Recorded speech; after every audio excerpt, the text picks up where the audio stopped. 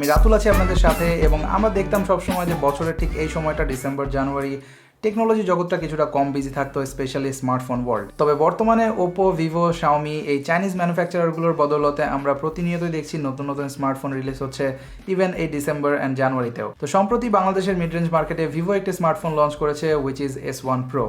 তো এই ডিভাইসটি নিয়ে আমি আপনাদের কাছ থেকে অনেক বেশি রিকোয়েস্ট পাচ্ছিলাম।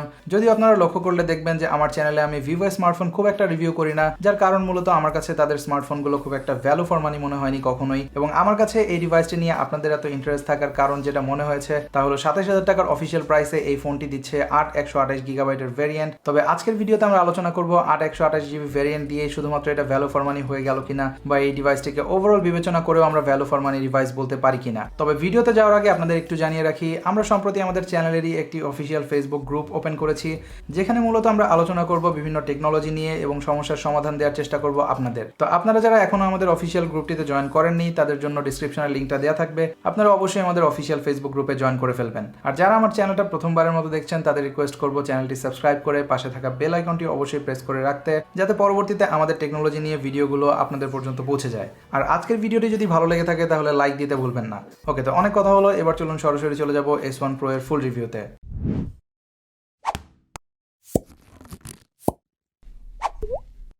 আমাদের আজকের এই ভিডিওটি স্পন্সর করেছে RM ট্রেডিং ইন্টারন্যাশনাল। বসুন্ধরা সিটির লেভেল 6 এ রয়েছে তাদের শপ, এবং তাদের কাছে আপনারা যে কোনো ব্র্যান্ডের স্মার্টফোন পেয়ে যাবেন খুবই সুলভ মূল্যে, এবং তাদের কাছে অলমোস্ট সবগুলো ব্র্যান্ডেরই অফিসিয়াল ফোন আপনারা পাবেন। তাছাড়া তাদের কাছ থেকে সবথেকে বড় যে সুবিধাটা পাবেন তা হলো 28টি ব্যাংকে আপনারা পাচ্ছেন EMI এর সুবিধা।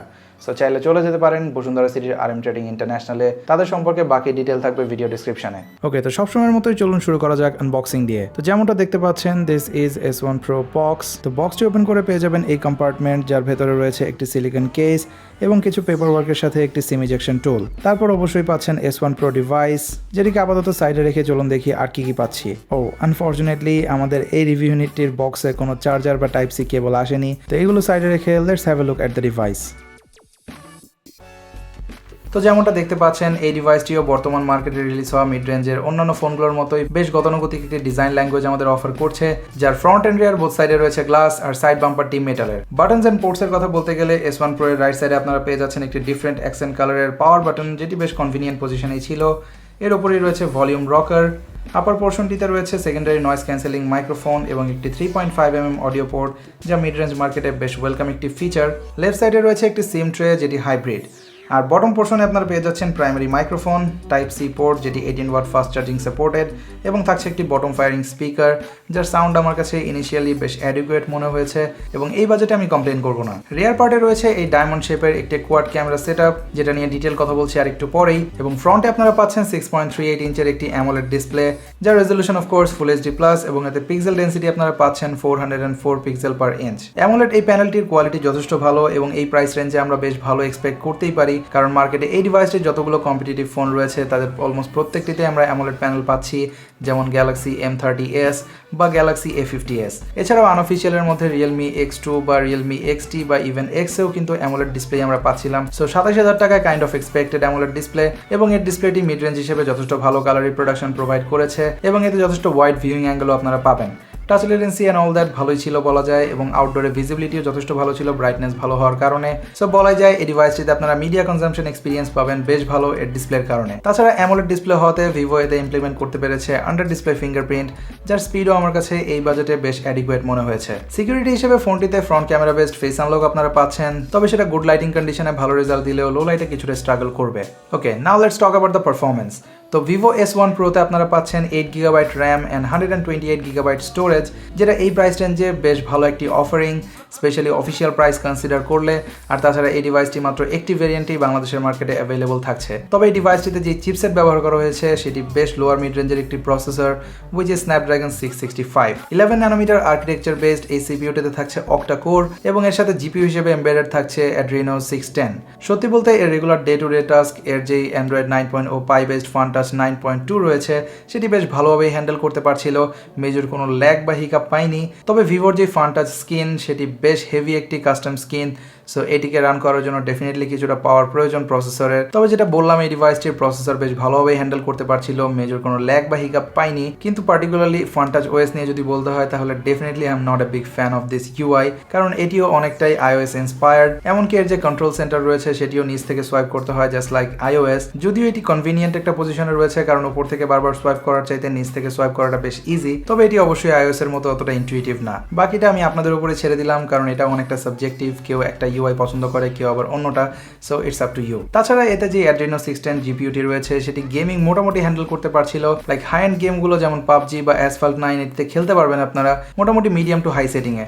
একদম হাইয়েস্ট সেটিংয়ে দিলে হয়তো ফ্রেম ড্রপ বেশ ভালোভাবেই লক্ষ্য করবেন। তবে যেটা বললাম মিডিয়াম সেটিংয়ে আপনারা বিভিন্ন গ্রাফিক্যালি ইন্টেন্সিভ গেম ও ডিভাইসটিতে ভালোভাবেই প্লে করতে পারবেন। আর তাছাড়া এতে অ্যামোলেড ডিসপ্লে থাকায় গেমিংয়ে কিছুটা বেটার ভিজুয়াল এক্সপিরিয়েন্স পাচ্ছিলাম। আর 8GB র্যামও কিছুটা হেল্প করেছে টিপিক্যাল স্ন্যাপড্রাগন 685 থেকে কিছুটা বেটার পারফর্ম করতে। বাট স্টিল গেমারদের জন্য এই ডিভাইসটি আমার পক্ষ থেকে রিকমেন্ডেড থাকবে না। Alright, now let's talk about the most important part, camera. তো যেমনটা দেখতে পাচ্ছেন এর রেয়ারে রয়েছে ডায়মন্ড শেপের কোয়াড ক্যামেরা সেটআপ, এবং এখানে আপনারা পাচ্ছেন প্রাইমারি 48 মেগাপিক্সেলের একটি সেন্সর। এছাড়াও সাথে থাকছে 8 মেগাপিক্সেলের একটি আলট্রা ওয়াইড ক্যামেরা এবং 2 মেগাপিক্সেলের ডেপথ সেন্সর এবং 2 মেগাপিক্সেলের একটি ম্যাক্রো লেন্স। যদিও স্মার্টফোনে ডেডিকেটেড একটি ম্যাক্রো লেন্স দেওয়াটা আমার কাছে কিছুটা মার্কেটিং স্ট্র্যাটেজি মনে হয়, কারণ এটা খুব একটা ইউজফুল না বেশিরভাগ সিনারিওতেই। বাট আপনি এই লেন্সটা ইউজ করে কিছু ইন্টারেস্টিং শট ডেফিনেটলি ক্যাপচার করতে পারবেন। তাছাড়া এতে যে 48 মেগাপিক্সেলের প্রাইমারি ক্যামেরাটি রয়েছে এটি বেশ ডিসেন্ট ইমেজ প্রোভাইড করছিল ডে লাইটে। যেমনটা দেখতে পাচ্ছেন যথেষ্ট ভালো কালার রিপ্রোডাকশন ছিল। তবে এতে যখন আপনারা এআই মোডে ছবি তুলবেন তখন ডেফিনেটলি ছবিটা কিছুটা ওভার প্রসেসড মনে হয়, অ্যাটলিস্ট আমার কাছে তাই মনে হয়েছে। আর তখন কন্ট্রাস্ট ইনক্রিজ করতে গিয়ে শ্যাডো এরিয়াকেও খুব বেশি ক্রাশ করে ফেলে, যার কারণে ছবিগুলো দেখতে খুব একটা আই প্লিজিং লাগে না। তবে আবার অনেকেই সোশ্যাল মিডিয়াতে ছবিগুলো আপলোড করার জন্য তুলে থাকে, সেই ক্ষেত্রে এই ডিভাইসটা আপনাকে almost social media ready photo provide করবে। তবে এআই অফ করে তুললে আপনারা মোটামুটি ন্যাচারাল কালার পাবেন both day light and low লাইটে। ডাইনামিক রেঞ্জও ডিভাইসটি বেশ অ্যাভারেজ প্রোভাইড করেছে আমাকে। আর এর 8 মেগাপিক্সেল আলট্রা ওয়াইড ক্যামেরা দিয়েও আপনারা যথেষ্ট ইউজেবল পিকচার পাবেন, এবং এটি আপনাকে 13mm equivalent field of view provide করবে। আর তাছাড়া এতে ডেডিকেটেড 2 মেগাপিক্সেলের ডেপথ সেন্সর থাকায় এটি দিয়ে যখন পোর্ট্রেট ছবি তুলেছি এতে সাবজেক্ট থেকে ব্যাকগ্রাউন্ড সেপারেশন বেশ ন্যাচারাল ছিল, এবং এজ ডিরেকশনও যথেষ্ট শার্প ছিল ডিভাইসটিতে।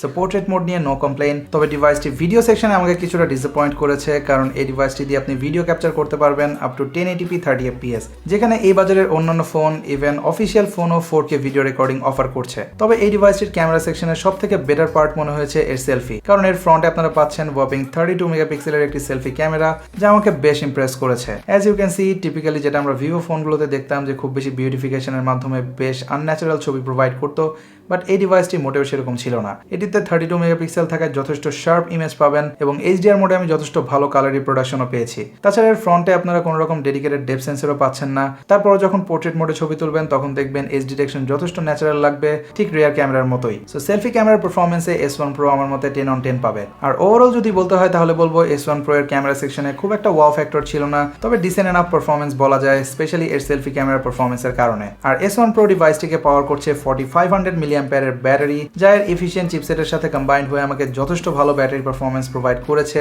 আমি ডিভাইসটিতে হেভি লোডেও ইজিলি 7 থেকে 8 ঘন্টার মতো স্ক্রিন অন টাইম পাচ্ছিলাম, যা এরকম একটা মিড রেঞ্জ ফোনের কাছ থেকে অ্যামেজিং পারফরমেন্স। তাছাড়া ডিভাইসটিতে আপনারা ফাস্ট চার্জিং সাপোর্টও পাচ্ছেন। এই ডিভাইসটির বক্সে যে চার্জিং ব্রেকটি রয়েছে সেটি দিয়ে ডিভাইসটি ফুল চার্জ করতে সময় নেয় 1.5 ঘন্টার মতো, যা 4500 mAh কনসিডার করলে খুব বেশি সময় না। যদিও এই বাজারের অনেক ফোনই এর থেকে অনেক বেটার চার্জিং স্পিড প্রোভাইড করছে, যেমন Realme X2, যেটাতে আপনারা পাচ্ছেন 30 ওয়াটের ফাস্ট চার্জিং। তবে মনে রাখতে হবে X2 কিন্তু বাংলাদেশে অফিসিয়ালি রিলিজ হয়নি, সো ওইটার প্রাইসের সাথে কম্পেয়ার করলে আসলে এটা জাস্টিফাইড হবে না। সো ওভারঅল বিবেচনা করলে এই ডিভাইসটি অফিসিয়াল প্রাইসে আমার কাছে স্টিল খুব একটা ভ্যালু ফর মানি মনে হয়নি। এই বাজারে হয়তো অনেক অফিসিয়াল ফোন এর থেকে বেটার ভ্যালু অফার করছে, তবে এই ডিভাইসটিকেও একেবারে খারাপ বলা যাবে না, কারণ প্রথমত ডিভাইসটি 128GB এর ভ্যারিয়েন্ট, এতে থাকছে অ্যামোলেড ডিসপ্লে, এতে আপনারা পাচ্ছেন দুর্দান্ত battery performance and of course decent enough camera performance. So যারা ডিভাইসটি কিনতে আগ্রহী আমার পক্ষ থেকে হাইলি রিকমেন্ডেড না থাকলেও রিকমেন্ডেড থাকবে।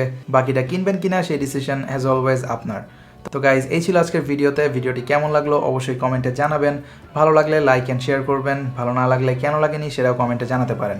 আর আমি খুব শীঘ্রই হাজির হয়ে যাব নতুন কোনো ভিডিওতে স্মার্টফোন বা গ্যাজেটের রিভিউ নিয়ে। তো সেই পর্যন্ত সবাই অনেক অনেক ভালো থাকবেন, সুস্থ থাকবেন। আল্লাহ হাফেজ।